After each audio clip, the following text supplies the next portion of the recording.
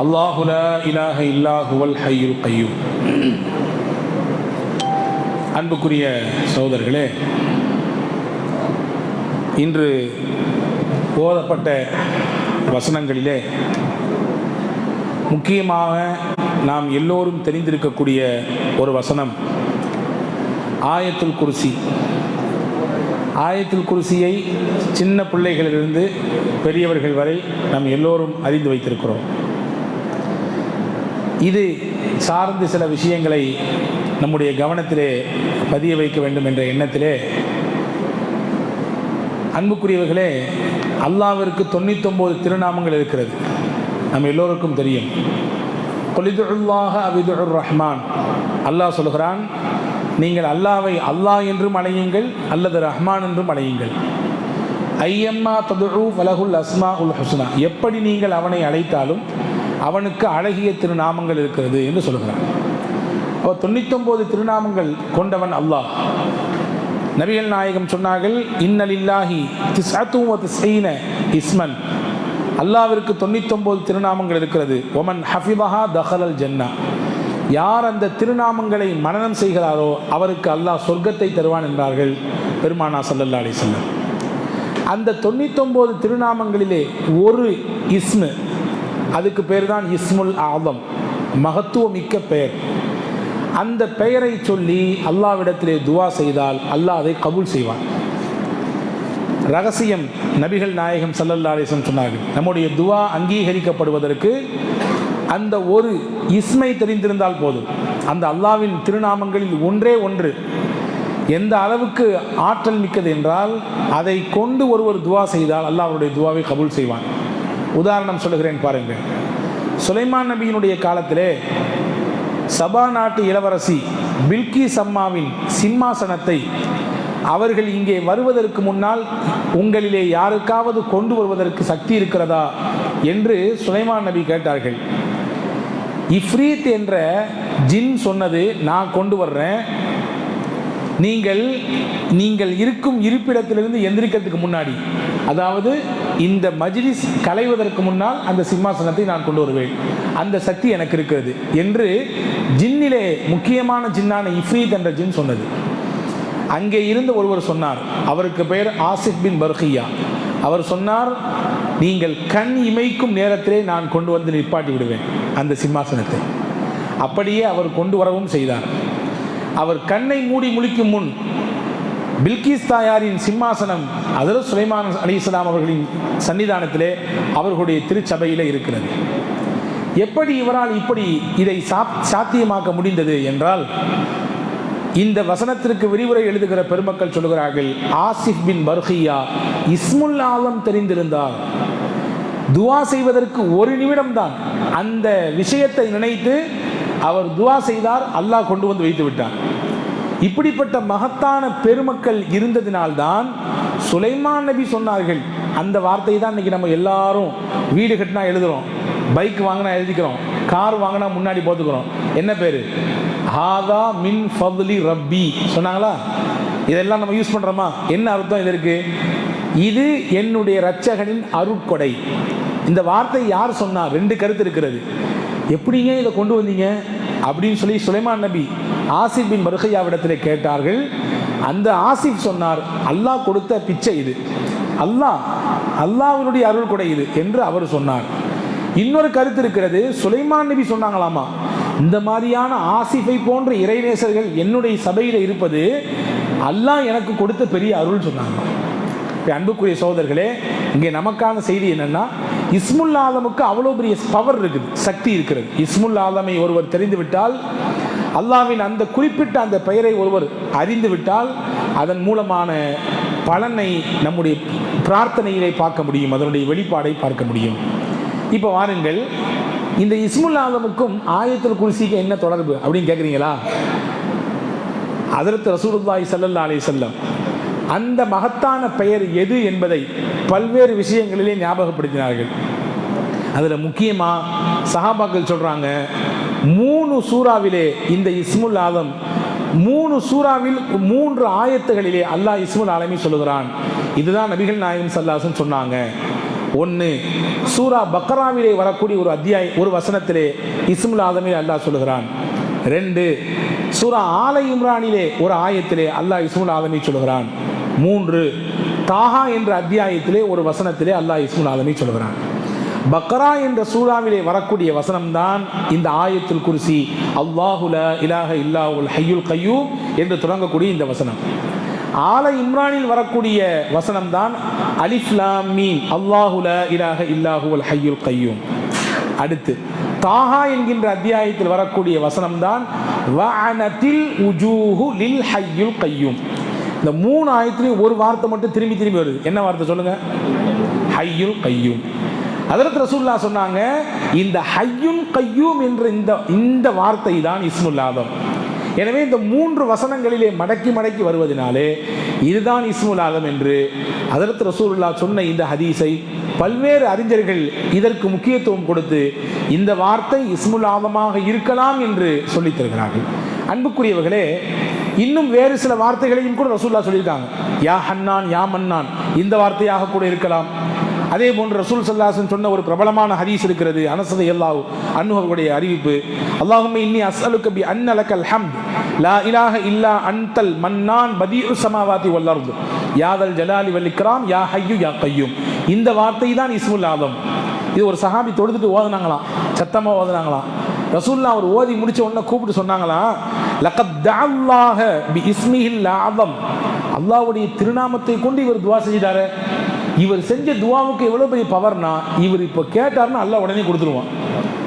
இவருடைய துவாவை உடனே அல்லாஹ் ஏற்றுக்கொள்வான். அப்படி ஒரு துவாவை செய்து விட்டார் என்று நபிகள் நாயகம் சொன்னதாகவும் ஒரு அறிவிப்பு இருக்கிறது அபூ தாவூதிலே. ஆக மொத்தத்தில் இந்த இஸ்முல் ஆதமிலும் யா ஹய்யு யா கய்யூம் என்ற வார்த்தை வருகிறது. அப்போ ரசூலுல்லாஹி ஸல்லல்லாஹு அலைஹி வஸல்லம் அன்னவர்களால் அறிவுறுத்தப்பட்ட இஸ்முல் ஆதம் இந்த சூரா பக்ராவிலே, அதிலும் குறிப்பாக நம் எல்லோருக்கும் அறிமுகமான ஆயத்துல் குர்சி என்ற அத்தியாயத்திலே அந்த வசனத்திலே இடம்பெற்றிருக்கிறது நாம் கவனிக்க வேண்டிய ஒரு விஷயம். அன்பர்களே, ஆயத்துல் குர்சியை நாம் பல தடவை ஓதுகிறோம். ஒவ்வொரு நாளும் நம்மள பல பேர் ஓதுவாங்க. ஆனால் அதனுடைய மகத்துவத்தை நம்ம உள்ள வாங்கிக்கணும். ரசூலுல்லாஹி ஸல்லல்லாஹு அலைஹி வஸல்லம் சொன்னாங்க, ஒரு மனிதனுக்கு பாதுகாப்பு பெட்டகம் ஆயத்துல் குர்சி. யார் படுக்கைக்கு போகும் பொழுது ஆயத்துல் குர்சியை ஓதிட்டு படுக்கிறாங்களோ அவங்களுக்கு எல்லா விதமான பாதுகாப்பையும் அல்லாஹ் தருவான். ஹதீஸில் வருது, ரமலானில் ஜக்காத் கலெக்ட் பண்ணி மொத்தமாக சேர்த்து வச்சுருந்தாங்க மஸ்ஜித் நபவியில்.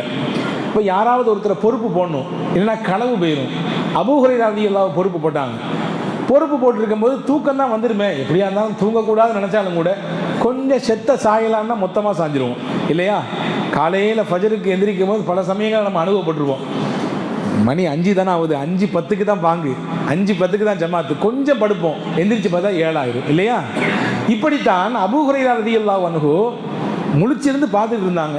திடீர்னு அப்படியே கண்ணை அழைந்து தூங்கிட்டாங்க. திடீர்னு எந்திரிச்சு பார்க்கலாம், யாரோ ஒரு திருட்டு பை வந்து அதை இந்த ஜக்காத்தை எல்லாம் அப்படி இப்போ சாக்கு பையில் அள்ளி போட்டுட்டு இருக்கான். போய் வேகமாக போய் பிடிச்சிட்டாங்க. எங்கே வந்த, யார் நீ? அவன் சொன்னான், நான் ஒரு ஏழை, குடும்பத்தில் பசி பட்டினியோடு இருக்கிறேன், ரொம்ப கஷ்டத்தில் இருக்கேன், என்னை விட்டுரு தயவு செஞ்சு, நான் உன்னை விடமாட்டேன், ரசூலுல்லாஹ்ட்ட கண்டிப்பாக உன்னை கூட்டிகிட்டு போவேன், உன்னை கொண்டு நிப்பாட்டுவேன் நபியின் முன்னால். இல்லை நான் வரமாட்டேன், பசியினால தான் நான் திருடி போட்டேன், என்னை விட்டுரு அப்படின்னு சொல்லி கெஞ்சினா கதறினான். அதன் மீது இறக்கம் வந்து அந்த மனிதரை ஹஜ்ரத் அபூ ஹுரைரா எல்லாம் விட்டுட்டாங்க. காலை எந்திரிச்சவனும் ரசூல் ஸல்லல்லாஹு அலைஹி வஸல்லம் போய் பார்க்கலான்னு போகிறாங்க. ரசூலுல்லாஹ் கேட்டாங்க, ராத்திரி திருட்டு போய் வந்தானான்னு கேட்டாங்க, நைட்டு திருட வந்தானான்னு கேட்டாங்க. எப்படி ரசூலுல்லாஹ்க்கு தெரியும்? ரசூலுல்லாஹ்க்கு தெரியும், எல்லாம் தெரியும், அல்லாஹ் அறிவித்து கொடுத்தான். இப்போ ரசூலுல்லாஹ் ஆமையா ரசூலுல்லாஹ் வந்தான் அப்படின்னு சொல்லிட்டு இருக்கும்பொழுது ரசூலுல்லாஹ் சொன்னாங்க, போங்க போ, இன்னைக்கு வருவான் அப்படின்னாங்க. போங்க, இன்னைக்கு வருவான்னாங்க. இன்னைக்கு வருவானா? ரசூலுல்லாஹ்வே சொல்லிட்டாங்க, இன்னைக்கு வந்து கண்ணை முழிச்சு இருந்து பார்த்து அந்த பயலை எப்படியாவது பிடிச்சி நபிக்கு முன்னாடி நிப்பாட்டிடணும். அதே மாதிரி பாருங்கள், அதே டயத்தில் வந்து அல்ல நினைக்கும் பொழுது போய் பிடிச்சிட்டாங்க. மறுபடியும் அதே பாட்டு, அதே வறுமையினுடைய பாட்டு, என்னையை விட்டுரு, நான் ஒரு பெரிய ஏழை, குடும்பம்லாம் குழந்தைகள்லாம் இப்போ பசியோடு பட்டுணியாக இருக்கு, அதனால தான் வந்தேன், நேற்றே நீ ஏமாற்றிட்டு போனேன், இன்னைக்கு உன்னை விட மாட்டேன் அப்படின்னு சொல்ல அவன் வந்தவன், என்னை விட்டு உனக்கு என்னன்னாலும் செய்கிறேன், நான் நாளைக்கு வரவே மாட்டேன், இதோடு முடிஞ்சுன்னு சொன்னான். இறக்கப்பட்டு விட்டாங்க. மறுநாள் காலில் போனாங்க, அதே ரசூலுல்லாஹ் கேட்டாங்க வந்தானான்ட்டு. ஆமாம் வந்தான். போயிட்டு வாங்க, இன்றைக்கும் வருவோம் போங்க அப்படின்னாங்க. ஹஸரத் அபூ ஹுரைராவுக்கு வருத்தமாக போச்சு. என்னடா பொறுப்பு கொடுத்தா இந்த திருட்டு பையன் வருவான்னு சொல்கிறாங்க ரசூலுல்லாஹ். இருந்தாலும் நபியினுடைய கட்டளை உத்தரவு போனாங்க. அதே மாதிரி காத்துக்கு இருந்தாங்க. அந்த பையன் வந்தான். ஹஸரத் அபூ ஹுரைரா, இன்னைக்கு என்ன சொன்னாலும் நான் விடமாட்டேன், நிச்சயமாக விடமாட்டேன், நபியின் சன்னிதானத்திலே கொண்டு உன்னை நிப்பாட்டுவேன் என்று சொன்ன பொழுது வந்தவன் திருடன் சொன்னான், என்னை உற்று நான் உனக்கு ஒரு செய்தி சொல்லித்தரேன், உனக்கு ஒரு முக்கியமான தகவல் சொல்லித்தரேன், விர்ரியா அப்படின்னு கேட்டான். இல்மின் மீது பேராசை கொண்டவர்கள் சஹாபாக்கள். இன்னைக்கு நமக்கு தான் நேரம் காலம்லாம் சுருங்கி போச்சு. முன்னாடிலாம் கிளாஸ் வந்து பார்த்தீங்கன்னா 45 நிமிஷம், ஒரு பீரியட் வந்து 45 நிமிஷம். ஏன் 45 நிமிஷம் வச்சாங்க தெரியுமா? ஒருத்தருடைய சிந்தனையை கொண்டு வந்து 45 நிமிஷம் ஒரு இடத்துல வந்து குவித்து வைக்க முடியும். ஆனால் இன்னைக்கு அறிஞர்கள் சொல்கிறாங்க அந்த சிந்தனையின் அளவுன்றது குறைஞ்சி போச்சு. இன்னைக்கு அதிகபட்சமாக ஒரு மனுஷனுக்கு 3 நிமிஷத்துக்கு மேலே ஒரு விஷயத்தில் சிந்தனை இருக்கிறது இல்லை. அப்படின்னா எல்லாரும் பார்க்குற மாதிரி தெரியுது. அசரத்து 3 நிமிஷம் தாண்டி ரொம்ப நேரம் ஆகி போச்சு அப்படின்னு அந்த விஷயத்தை நாம் இங்கே கவனத்தில் கொள்ள வேண்டும். அன்புக்குரியவர்களே, இப்போ இல்மின் மீது தேட்டம் கொண்டவர்கள் சஹாபாக்கள். அவன் சொன்ன உடனே ஹஸரத் அபூ ஹுரைரா என்ன சொல்லு அப்படின்னாங்க. டெய்லி ராத்திரி ஆனால் தூங்குறதுக்கு முன்னாடி ஆயத்துல் குர்சி ஓதிக்கோ, எல்லா பாதுகாப்பும் உனக்கு கிடைச்சிரும் அப்படின்னு சொன்னால் அந்த விஷயத்தை அவங்க உள்வாங்கிட்டு இருக்கும்போதே எடுத்து ஓடி போயிட்டான் அந்த பையன் திருடன். நபிகள் நாயகத்திலே வந்தார்கள். அபூ ஹுரைரா வந்தானா என்று கேட்டார்கள். ஆமா யார் ரசூலுல்லாஹ் சொன்னாங்க. சரி என்ன செய்தின்னு கேட்டாங்க. யார் ரசூலுல்லாஹ், இன்னைக்கு இந்த மாதிரி நான் பிடிச்சி கொண்டு வந்து நிப்பாட்டலாம்னு நினச்சேன், அவன் ஒரு செய்தி சொல்லி தந்தான் இப்படி அப்படின்னு சொல்லி. ஹஸரத் ரசூல் சொன்னாங்க, உண்மையான விஷயத்தை சொல்லியிருக்கான், ஆயத்துல் குர்சி யார் ராத்திரி ஓதுறாங்களோ அவங்களுக்கு அல்லாஹ் பாதுகாப்பு தருவான் அப்படின்னு சொல்லிட்டு ஹஸரத் ரசூலுல்லாஹ் கேட்டாங்க, வந்தது யாருன்னு தெரியுமா அபூ ஹுரைரான்னு கேட்டாங்க. தெரியாது அப்படின்னாங்க ஹஸரத் அபூ ஹுரைரா. தாக்க ஷைத்தான் நாங்க, அவன் தான் ஷைத்தான், அவன் பெரிய பொய்யன், ஆனால் உண்மையை சொல்லிட்டு போயிட்டான் நாங்க. அவன் ஒரு பெரிய பொய்யன் தான் அவன், ஆனால் அவன் சொன்ன செய்தி உண்மையானது. எவர் ஒருவர் இரவு நேரத்தில் ஆயத்துல் குர்சியை ஓதித்து படுக்க போகிறாங்களோ அவங்களுக்கு அல்லாஹ் பெரிய பாதுகாப்பு தருவான். ஒன்று, பாதுகாப்பை வழங்கக்கூடியது ஆயத்துல் குர்சி. ரெண்டாவது முக்கியமான செய்தி, ஒவ்வொரு நாளும் நீங்கள் ஃபரலை தொழுது முடித்தவுடன் ஆயத்துல் குர்சி ஓத வேண்டும். ரசூலுல்லாஹி ஸல்லல்லாஹு அலைஹி வஸல்லம் சொன்னாங்க, மன் கரா ஆயத்துல் குர்சி ஃபீ துபுரி குல்லி ஸலாத்தி மக்தூபா, ஒவ்வொரு ஃபரலான தொழுகைக்கு பிறகும் யார் ஆயத்துல் குர்சி ஓதுறாங்களோ அது வந்து அவரை சொர்க்கத்தில் போய் சேர்த்துரும். அவருக்கும் சொர்க்கத்துக்கும் இடையிலே ஒரே ஒரு தடை தான் இருக்கிறது. எந்த தடை தெரியுமா? மவுத் என்ற ஒரு தடை. மவுத் என்ற தடை நீங்கிவிட்டால் அவன் நேரம் எங்கே போயிடுவார்? டைரக்டாக சொர்க்கத்துக்கு போயிடுவார். அப்படிப்பட்ட மகத்தான ஒன்று ஆயத்துல் குர்சி என்று அண்ணலம் பெருமானார் ஸல்லல்லாஹு அலைஹி வஸல்லம் சொன்னார். பாதுகாப்பதற்கும் ஆயத்துல் குர்சி, நாளை மறுமையிலே சொர்க்கத்திலே நம்மை சேர்ப்பதற்கும் ஆயத்துல் குர்சி. ஆயத்துல் குர்சி சொல்கிறோமே, நம்ம என்னைக்காவது அதனுடைய அர்த்தத்தை உள்வாங்கியிருக்கிறோமா? அல்லாஹ் என்ன சொல்கிறான்? அல்லாஹு லா இலாஹ இல்லாஹுவல் ஹய்யுல் கய்யூம், அவனுக்கு இணை யாருமே இல்லை.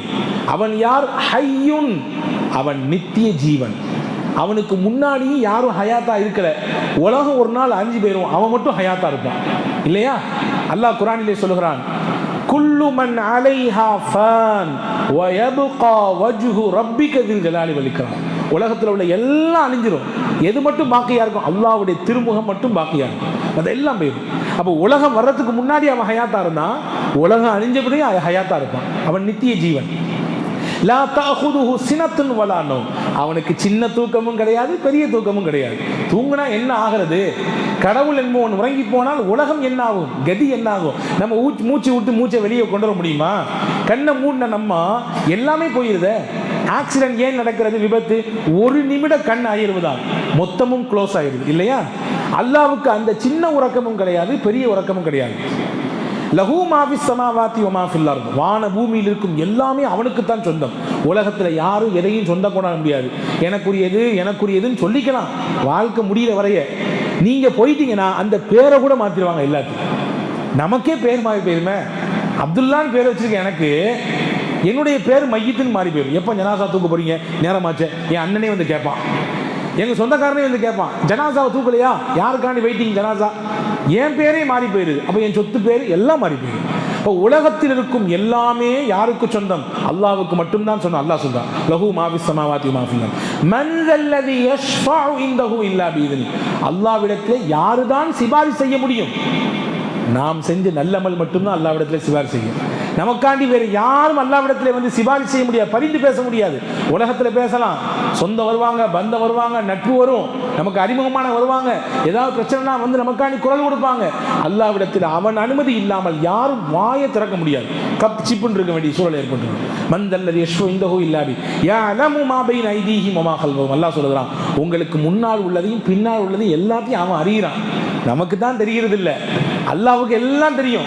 நம்ம என்ன செய்யறோன்றது தெரியும், உள்ளத்துல என்ன நினைக்கணும்னு தெரியும், நம்ம மறைச்சி வச்சதையும் தெரியும், பகிரங்கப்படுத்தியும் தெரியும். என்னைக்காவது நம்ம யோசிச்சிருக்கோமா, நம்ம எத்தனை விஷயம் மறைச்சி செய்கிறோம், அல்லாஹ் அதை வெளிப்படுத்தினா என்ன ஆகும்? நான் என்னை யோசிக்கிறேன், நான் எத்தனை பாவங்களை மறைத்து செய்திருக்கிறேன், எத்தனை தவறுகள் என்னுடைய வாழ்க்கையிலே மறைத்து செய்யப்பட்டது, அதை அல்லாஹ் வெளிப்படுத்தவே இல்லையே, மறைத்து விட்டானே. அதுவும் அவனுக்கு தெரியத்தான் செய்யும், தெரியாமலா இல்லை. திரைக்கு பின்னால் போய் ஒளிந்து கொண்டால் அல்லாஹ்வுக்கு எல்லாம் தெரியாமல் போய்விடுமா? வீட்டிலே போய் கதவை பூட்டி கொண்டு பாவம் செய்தால் அல்லாஹ்வுக்கு தெரியாமல் போய்விடுமா? வல்லாஹு யஅலமு மா துப்தூன் வ மா தக்துமூன். நீங்கள் வெளிப்படுத்தியதையும் அல்லாஹ்வுக்கு தெரியும், நீங்க மறைச்சி வைக்கிறதையும் அல்லாஹ்வுக்கு தெரியும். உங்கள் உள்ளம் என்ன நினைக்கிறதோ அதையும் அல்லாஹ் அறிவான். அல்லாஹ் சொல்கிறான் குர்ஆனில். எனவே அன்புக்குரியவர்களே, இதைதான் அல்லாஹ் யஅலமு மா பைன ஐதீஹிம் வ மா கல்ஃபஹும் يعلم ما بين أيديهم وما خلفهم ولا يحيطون بشيء من علمه إلا بما شاء.